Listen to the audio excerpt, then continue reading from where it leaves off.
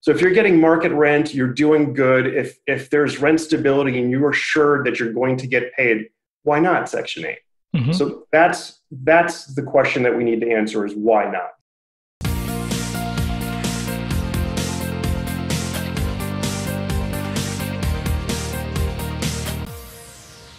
It's my pleasure to welcome Richard Cupelli. He is the founder of GoSection8, and a lot of you over the years have asked about whether or not you should do Section 8 rentals. That means government assistance rentals or government-assisted tenants, I guess I should say. And I've done both. I've told you about my mother's experience with them. As I was growing up as a kid, I used to say that my mom, who had several Section 8 rentals, that she would complain all the way to the bank.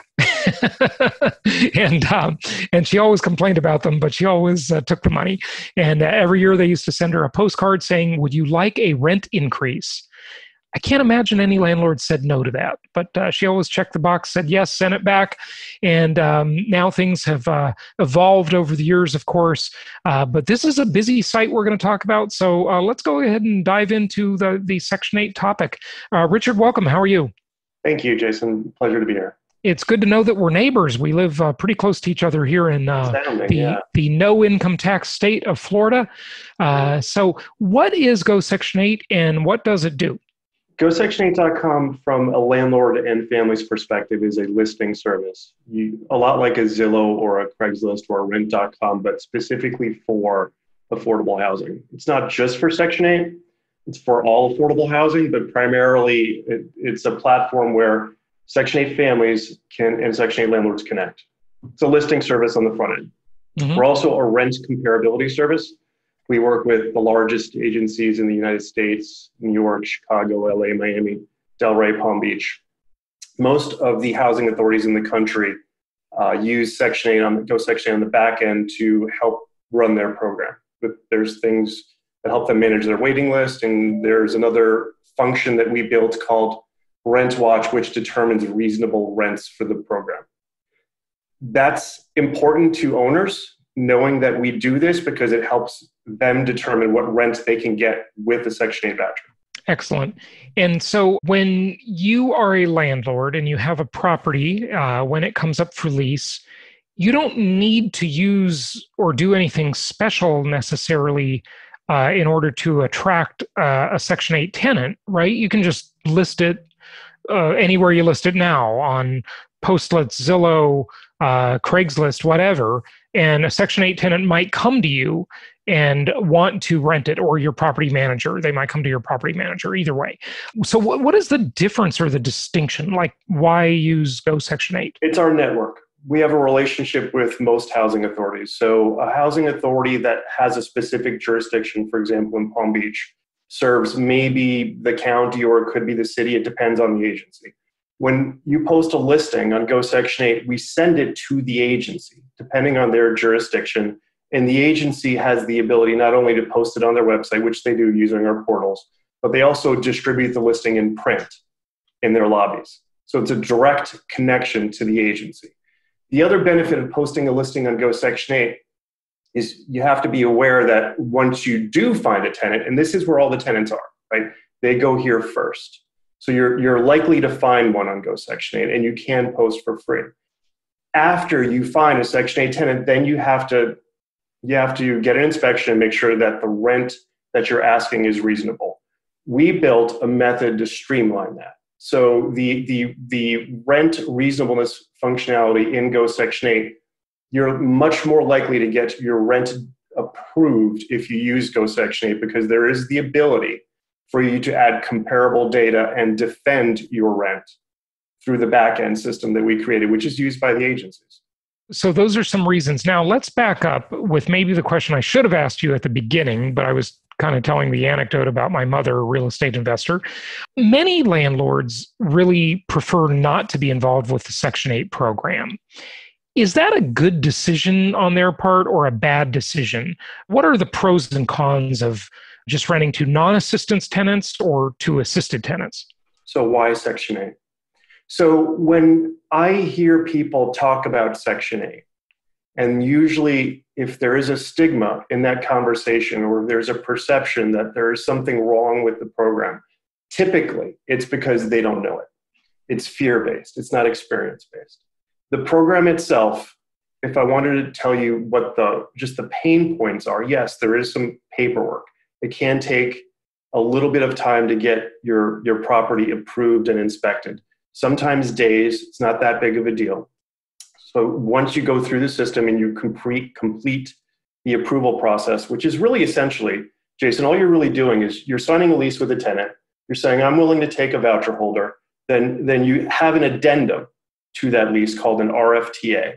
That is signed by the agency. So there's 3 parts to this agreement. That RFTA is what says the agency will be paying a portion of the rent. The lease is the lease. It's no different between a Section 8 tenant and anyone else. Now, when you do have a Section 8 tenant, there are some huge benefits which you don't get in the private sector. And fundamentally, especially now with coronavirus, this is the reason why it's super, super high value. A Section 8 tenant, when they lose their job, can get a modification in their rent that allows the agency to pick up their portion of the rent, and the landlord still remains whole. So not only are you getting the guaranteed rental income, whether it's a check or direct deposit, typically direct deposit, you're also getting a guarantee or a safeguard, an assurance that the rent income, whatever you're charging, will continue to occur regardless of environmental shifts. Mm-hmm. So a person can lose their job and you're still going to get your rent. So we just did a webinar on rent insurance, which is basically an insurance program for landlords or tenants. If the tenant loses their job, it'll pay your rent. So with a Section 8 tenant, you don't have to have that, or you don't necessarily have to have that. Like, does it depend on each office and each jurisdiction? No, it is a federal program run by each office. The rules are the rules on a national level. If a tenant loses their job, it's enough that the case manager is notified. They have to request a rent adjustment, and more rent adjustments came in since April than in the history of the program. Wow. Where the government is making massive increases to rents to cover the family's portion because they lost their job. Mm-hmm. So rent stability, we call that rent stability, is a giant reason. Mm-hmm. The program also does pay market rent. It pays market rent. Now, we can get into how that works, and that could take a little time, but you can get market rent for the Section 8 program. It's not based on a fair market rent. It's not a published number. The program doesn't pay X per bedroom, regardless of the perception that that's how it works. It's not how it works. But it does pay market rent. Okay.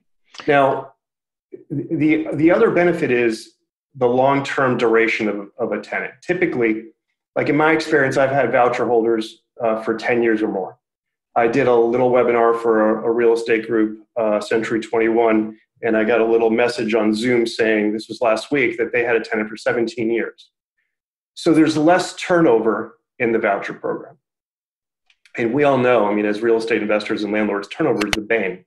It just kills you. So mm-hmm. it's financially, it's just a pain, and it's so expensive. So that's another giant positive of the program.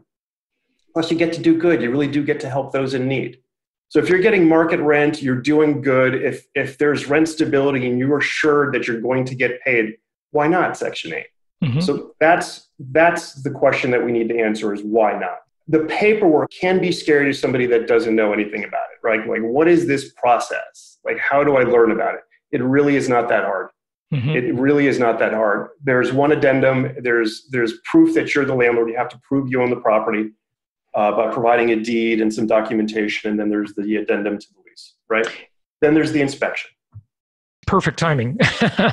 Because as we were talking about off air before we started, some of the complaints you hear from investors is these inspections and, bureaucracy. And they say, the government, nobody has an incentive to do anything right, just other than their own personal will.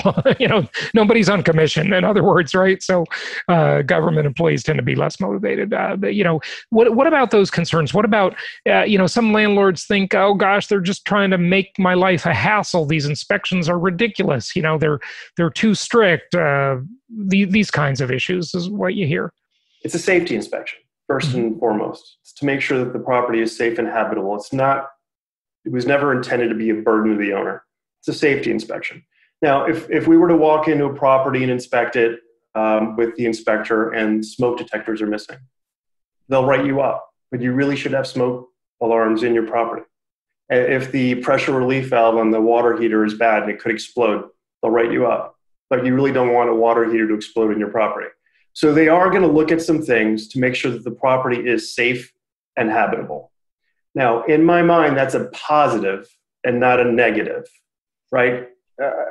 I've heard horror stories about houses burning down and landlords being liable.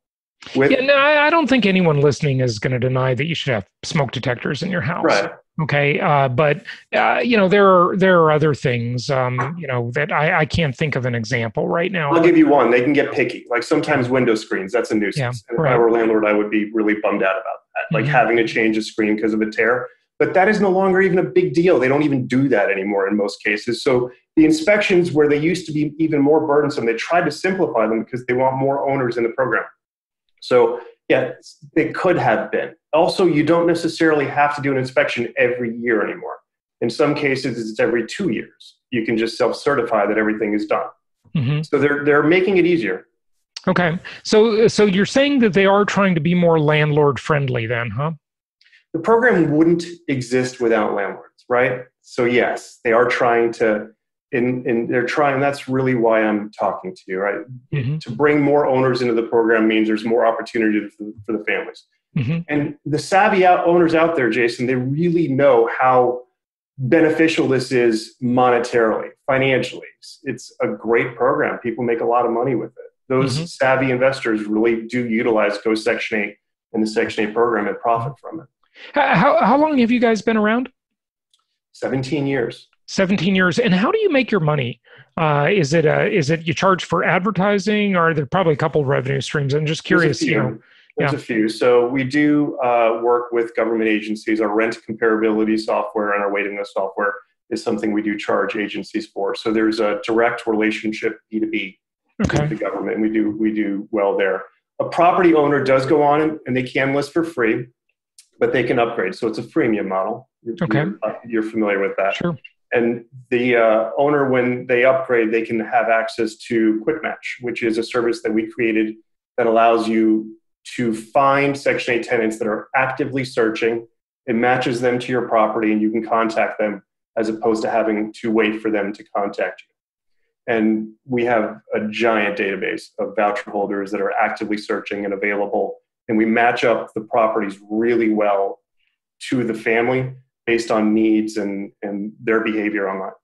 Okay, so good stuff. That's a good service for owners. Good stuff. And what types of properties, is this addressing? I've had Section 8 tenants in some rather nice properties I've owned over the years. What types of properties are most of the Section 8 properties? Are they kind of like C-class properties, or and I'd be curious to know, how high do the rents go inside the program?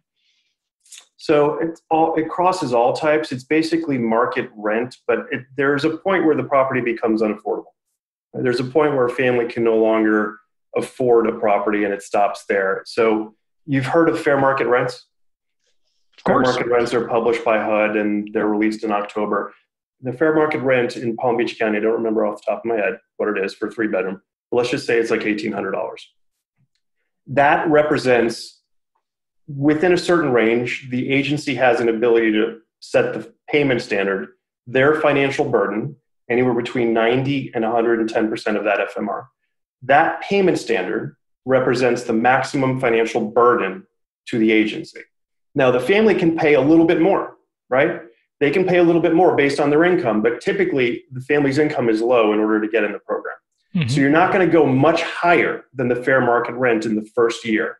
So let's say that if the payment standards are around $1,800, Jason, and the market rents are around $1,800, you're fine up to, say, around $2,000 or so. But you can't rent a $3,000 or $4,000 2 or 3 bedroom in the program. There's a limitation based on how much the family can afford to pay their share. And that's typically around 30% of their income. And in terms of the overall program nationwide, I think our listeners would be curious to know, how much is paid by the government? How does that scale work, right? Who gets all of the rent paid, who gets part of their rent paid, and how does that Depends on work? how much money the family makes.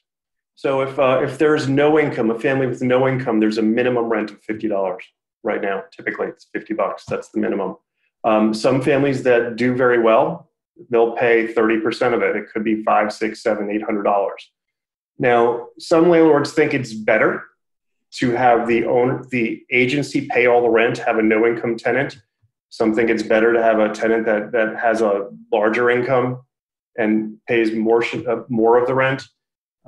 In my experience, usually a family that has a little bit, they're paying a little portion of the rent, and they have kind of like some equity in the property by paying a portion of it. They're usually really great tenants, in my experience. So Yeah. it's usually about a third is the rule of thumb. It's about 30%. Okay, cool. So 30% paid by the tenant? It's about a rule of thumb, yeah. Yeah. Okay, good. Is your program totally nationwide? Is it in every county? It's national, yeah. It's we work with a lot of housing agencies. Nearly 700 of them use the rent comparability software. Most families with vouchers use GoSection8.com. Excellent. And what else do you want to tell people just to wrap it up for us? I would encourage an owner who's considering renting a property out, especially a property that would be, you use C class, B class. I'm just saying something that would be in the more affordable sector to try a Section 8 tenant. Not only are they going to be financially more secure, they're going to get their market rent, but they're also helping people. And it's just a great way to make money. Excellent. Richard, thank you so much for joining us. Obviously, the website, we've said it many times, it's GoSection8. Thank you, Jason. Good speaking with you. All right, thanks.